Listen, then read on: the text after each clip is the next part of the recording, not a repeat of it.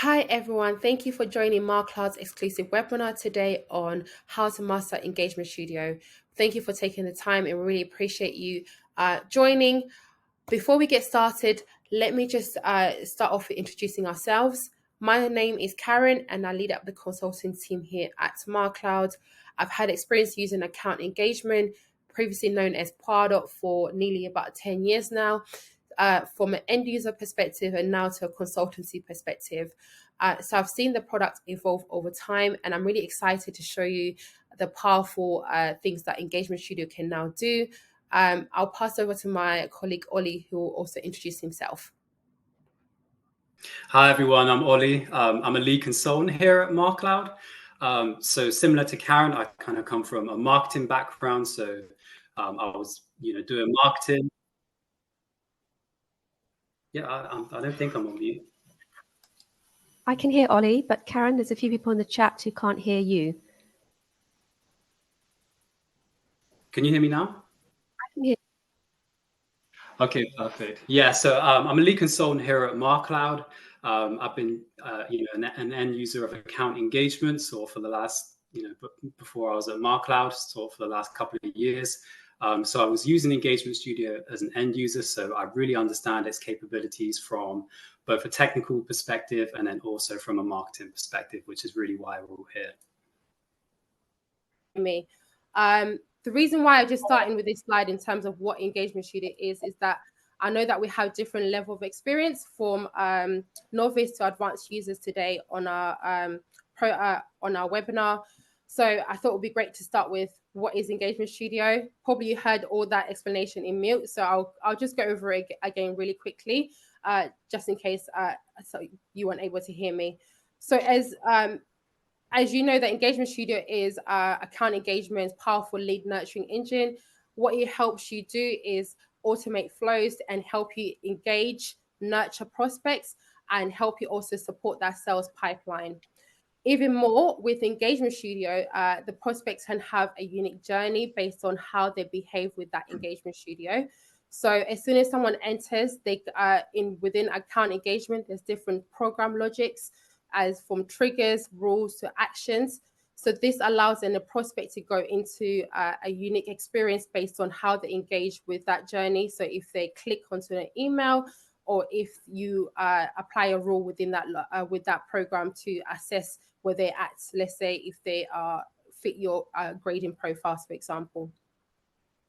Statistically, it shows that 80% of consumers are more likely to purchase if offered in a personalized experience. So Engagement Studios offers this opportunity to yourselves to personalize your experience of your prospects based on where they are in their prospect life cycle. The more personalized you are, the better engagement it is, and also hopefully the better conversion rates are for your objectives that you're trying to meet for the business.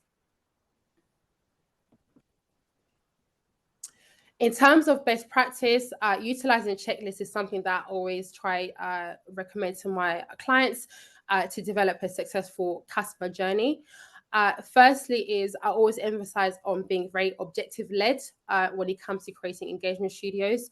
So questions like, why are we doing it? And what is the outcome we're trying to what we're trying to achieve with this engagement studio? An example could be, let's say, if you work in the education sector and you have prospective students going through the application process and you want to support that process, this could be an objective where you're trying to engage your prospective students to help them finish their applications better. Secondly is confirmed availability of the data required for the journey. So do we have the fields and the values available? Also, are these fields that we need mapped from Salesforce with account engagement to allow us to create those type of lists? What type of list are we using? Are we using a static list, which in account engagement is a one-time list?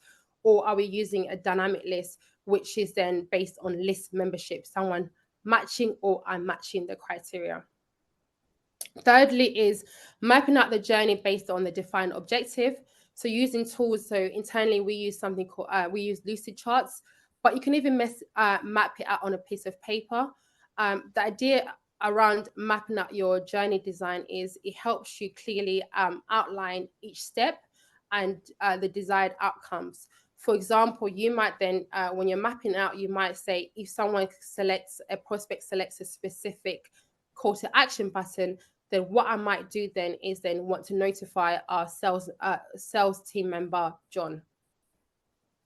Engagement assets. Based on mapped journey, finalize the required assets. So how many email templates do you need? Are forms required or landing page requires to achieve this objective of your program? So this is where you can actually start building your assets for, based on your objective and also the map plan that you have done on the step 3. Lastly, once you have completed this checklist, you're ready to now actually build that journey. So you're ready to actually go into Engagement Studio and build out what that program looks like. So this is really important, imperative in terms of when you're creating Engagement Studio to have a checklist. Use this as, let's say, the technical blueprint of how to then achieve a successful Engagement Studio. Now I'm going to pass on to my colleague Ollie that will take you through more details on that second step in terms of list criteria.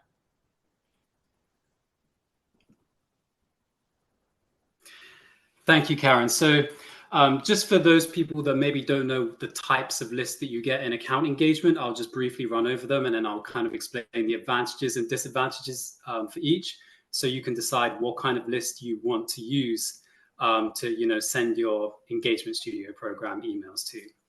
So the first type of list is a static list. This is, as it says in the name, it's just a static list. You add and remove prospects manually or through automations. But the idea is that a static list doesn't really change that much. It just stays the same throughout.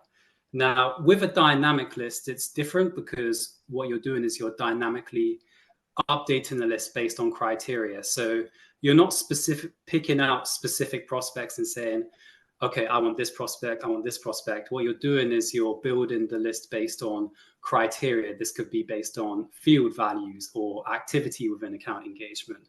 And the idea is when they meet the criteria, they go into the list. And then as soon as they stop meeting the criteria, they leave the list basically. So what I like to use dynamic lists for is more for those always on kind of, top of mind Engagement Studio programs that are evergreen and they're always going to be running. The reason for this is because, the content is probably going to stay the same and it's not really that time sensitive because it's just a top of mind program. You're most likely just emailing them just to kind of stay top of mind, just stay, keep them engaged with you and keep, your brand in their head. So I like to use dynamic lists for that. Now, where I don't like to use dynamic lists is where the Engagement Studio is kind of time sensitive. And a good example of this might be an event invitation Engagement Studio. So obviously with event invitations, things are quite time sensitive. You need to make sure that the prospect gets the invitation email on time. You don't want them to get the email 2 weeks after the event has happened. And then you want to make sure they get the subsequent emails, the follow-up after the event. So I would use a static list for that because, you can build your invite list and there's no chance of them just suddenly leaving the program if they stop matching one of the criteria.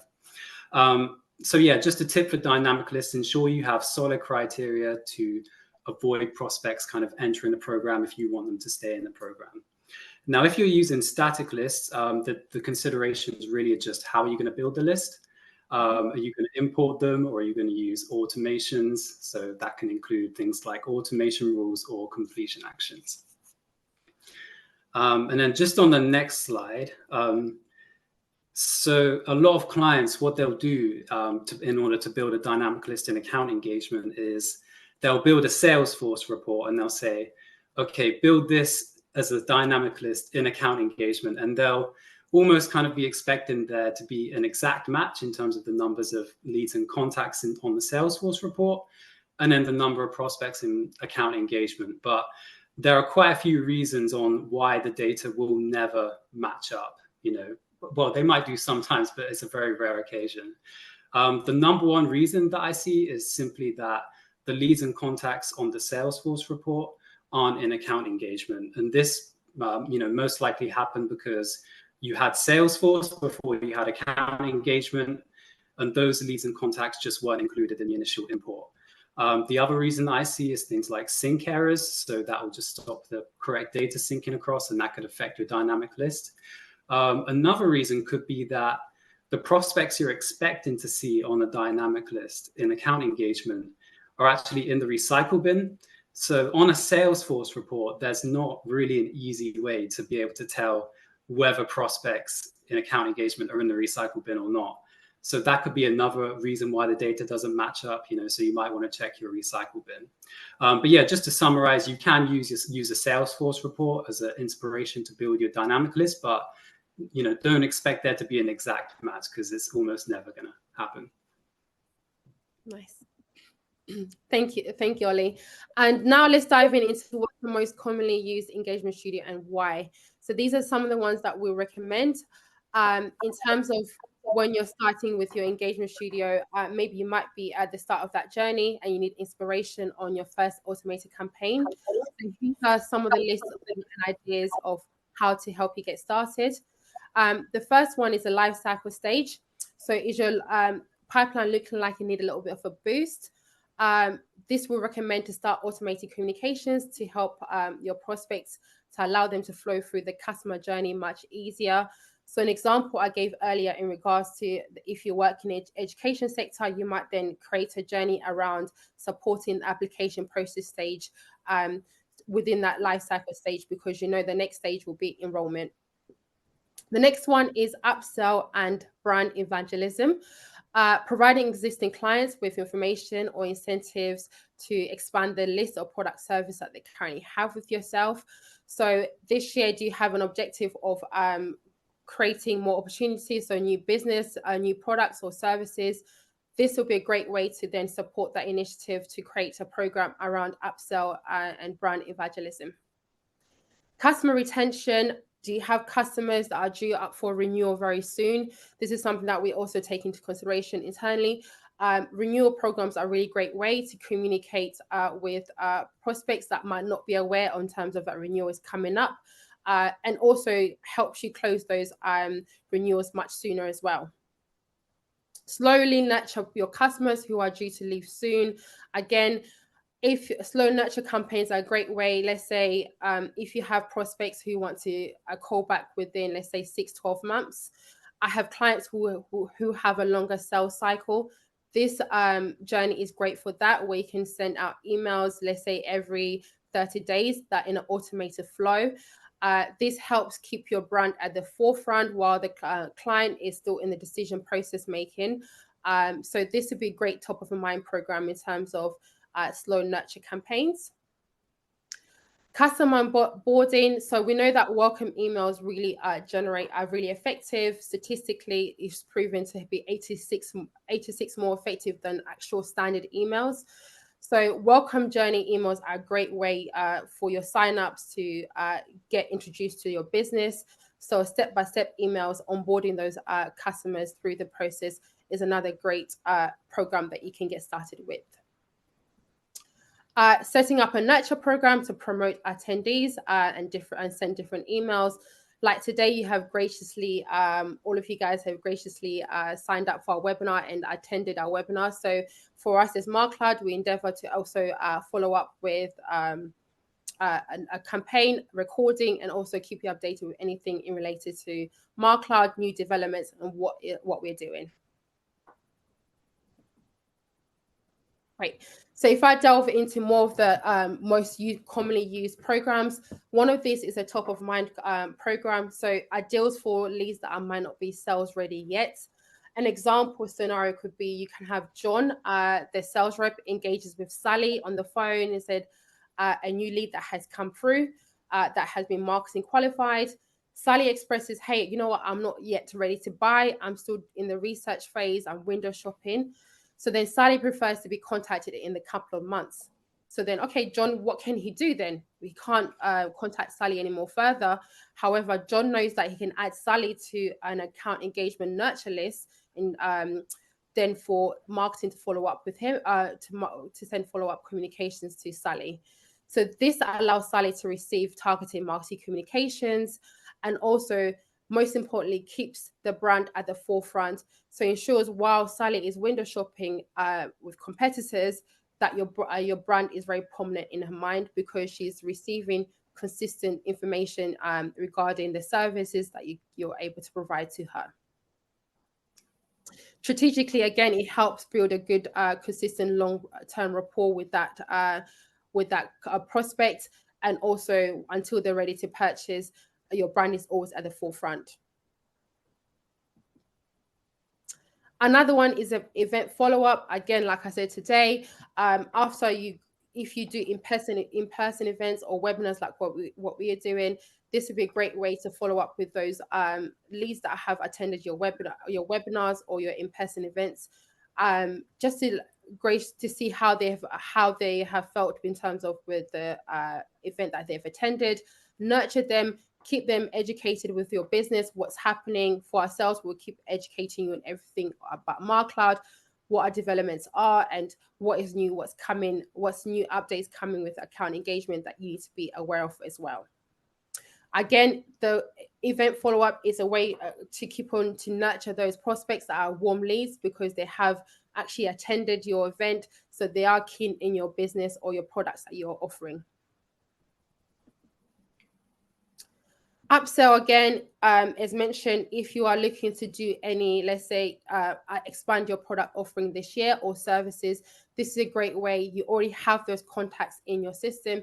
This is a great way to communicate with those existing prospects with contacts with information or incentives based on what your new product offerings could be, or cross-sell different items that prospect might be interested in.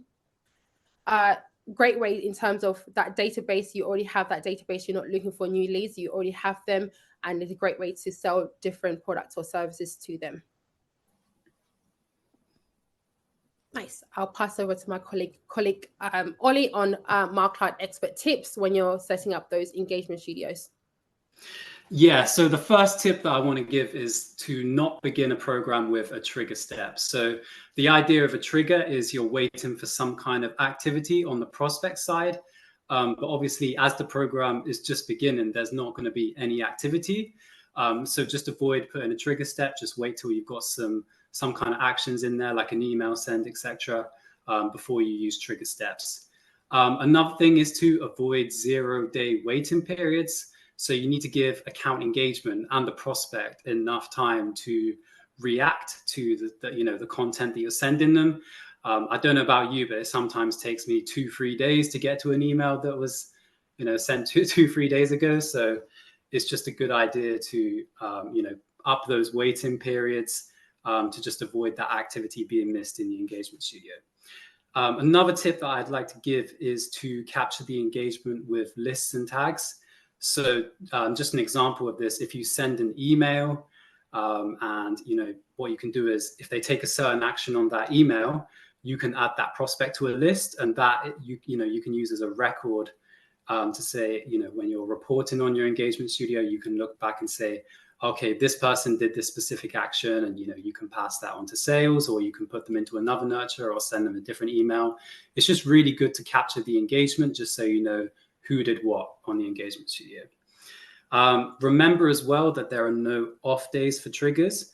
So with your emails, you're likely only going to send them, Monday to Friday, 10 a.m. to 4 p.m., whatever your time zone may be. But with triggers, they check 24/7. So they're always going to be checking for activity on the prospect side. So just bear that in mind.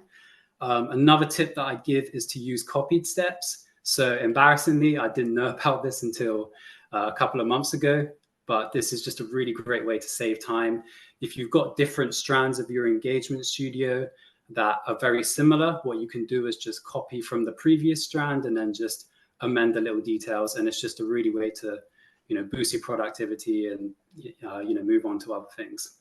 I'd also recommend taking note of inactive programs, and also leveraging form handlers in your engagement studio, which we have more information on the next slide.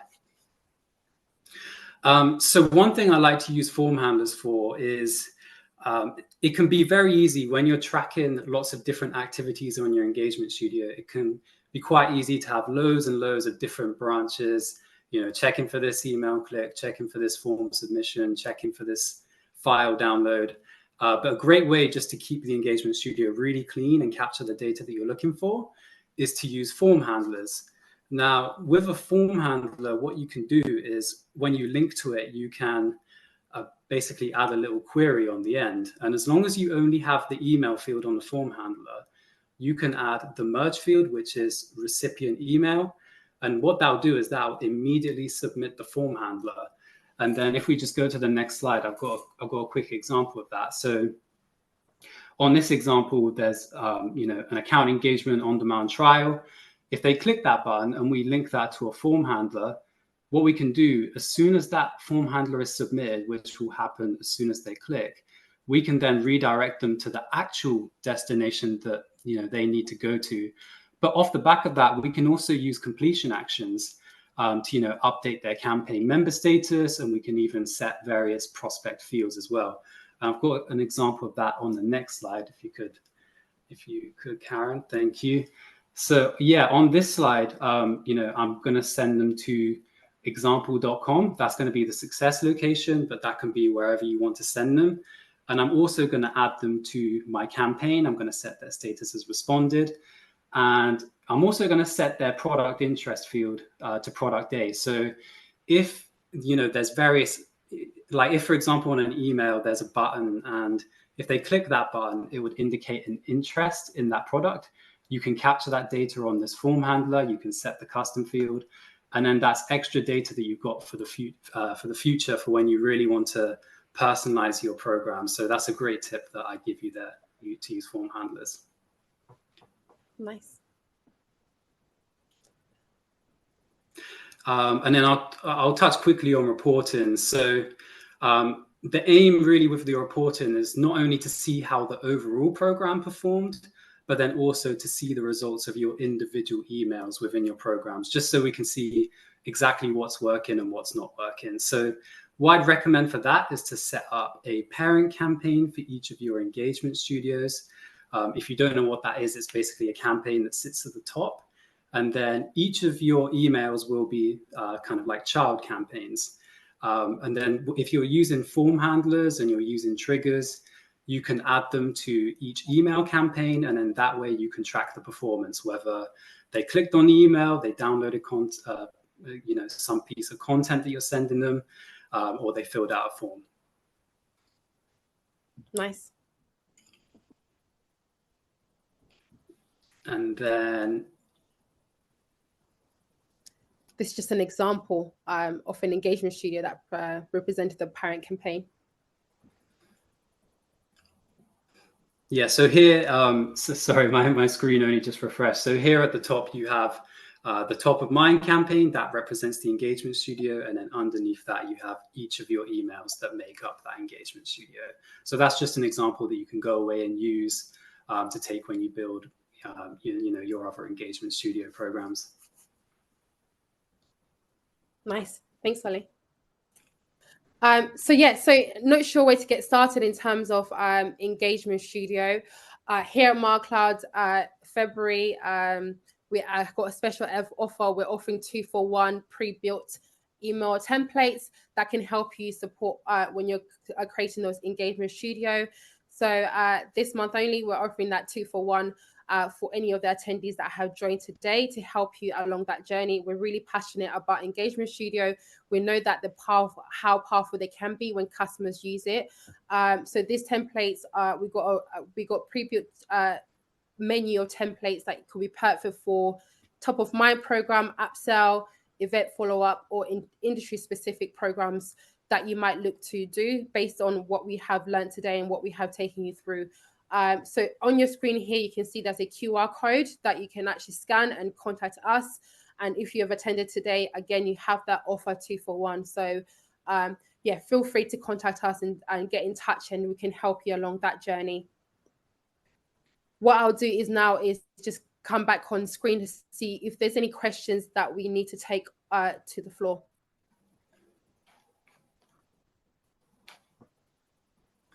Demi, is there any questions that have come through from the team? Oh. Yes. Yes, Karen, there are 3 questions that have come in. So can you, I'm not sure if you can see it on your end, but 2 questions. Emails used in engagement studios must be published templates, correct? And the second part to that question was, in a scenario or when we have a global customer, campaigns with country filters where we need to also contact output since it's legal updates on accounts, can we use engagement studios for such an audience? Oh, I think your audio is echoing a little bit to my side. So email used engagement studios must be published templates, correct? Yes. So you create the email templates within account engagement, and they have to be published in order for them to come into the program. In a scenario of when you have a global customer campaign with country filters where we need to also contact opt out, since it's legal updates on accounts, can we use engagement studios for such audience?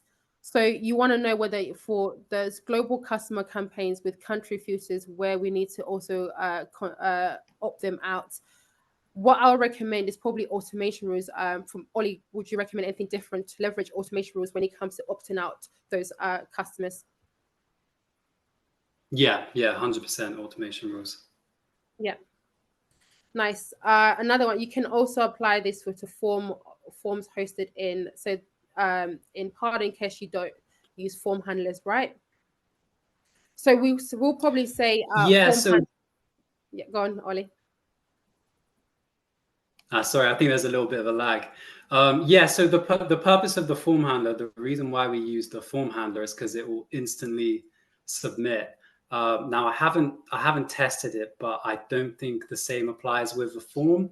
So you don't want them to know that by clicking the link they're submitting the form, basically. So that's why you would use the form handler. Okay, another question here is, if you create a parent-child campaign hierarchy, do you manage how do you manage the fact that the engagement history dashboards don't roll up information? That's a great question. So what I'll probably say is you leverage more in terms of, if you have the ability to have B2B marketing analytics to create custom dashboards to be able to actually report on those campaigns and those engagement studio journeys. Could you please explain again the difference between wait and up to when setting up timings for engagement studios? Ollie, do you want to take that one? Yeah, so the wait step, let's see if you're checking if a prospect has, clicked the link in an email. A wait, and let's say you give that 2 days. A wait step will wait that whole 2 days and then check if they click that link. Whereas an up to step will wait up to 2 days. So if I click the link after the first day, and then that trigger step will activate then. So it doesn't need to wait the whole 2 days. It will just check up to the 2 days, and then after that, it will stop checking. Nice. Thanks, Ollie. We have a question here. Do you guys have a webinar on B2B MA? That's a good question. If you want the webinar in regards to B2B MA, we'll welcome the challenge, and we'll also create a webinar around that. So if there's demand for it, we're always looking for new webinars that we can do. So that's a good shot. We can add that on our list of webinars to do in the future. Thank you for that. And Sandra's asked, how can we see with have for list email a report of who opens? So how do we see in the list email a report of who opens, who clicks, and so on? The data is very limited on Engagement Studio compared to list email report. Yes, that's very true. In terms of list email report, you have limitations in terms of what you can see versus Engagement Studio, and I think that's something that we're also aware of. That's why we say leveraging reports outside of Engagement Studio. So B2B MA dashboards is a great way to go about that.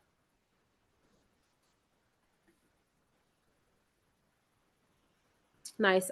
Ollie, question for you: how we import role-based email addresses such as admin @ support @ in engagement studios.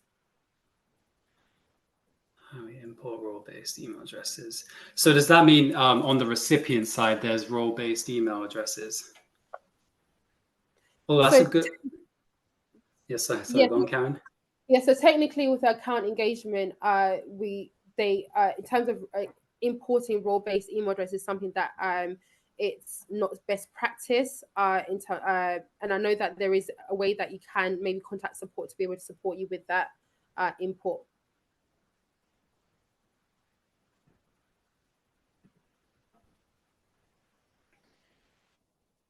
I'm trying to see if there's any more questions coming through.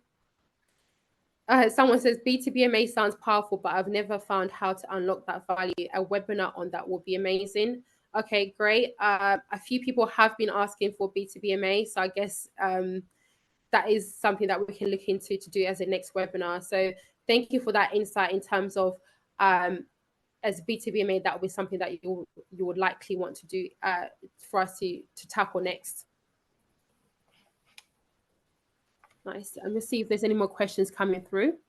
Is there any more questions around engagement studios that you'd, or anything that you want us to reiterate on this Q&A? We have a few more minutes left of this webinar.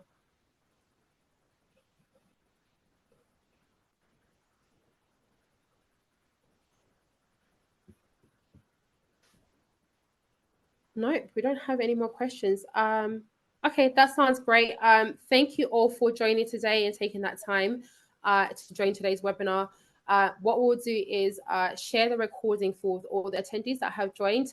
And if there's any more questions that might creep up or any support that you feel like MarCloud Consulting can help with, please feel free to send us an email.